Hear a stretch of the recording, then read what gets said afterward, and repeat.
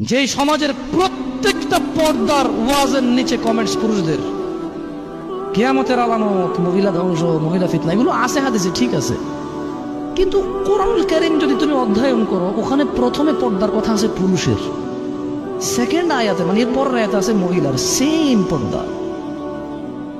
মানে ওর কথা হচ্ছে মহিলা হাঁটছে, সমাজ নষ্ট হয়েছে কেমনে? পোলাপান ফেলফেল করে তাকায় ছিল, পোলাপান যে ফেলফেল করে তাকায় ছিল, ওতে পোলাপানের সমাজ নষ্ট হয় নাই। তো এই সমাজের ক্র্যাক মাইন্ডেড পুরুষের কি করব আমি? কি করব এই অর্ধগলিত পচা বিবেকহীন পুরুষের এই সমাজের বসতিতে? এই সমাজ কিভাবে উন্নত হবে যে সমাজের পুরুষকে আল্লাহ বলেছে তুমি তোমার চক্ষুকে অবনত করো, সে এমনি তাকায়।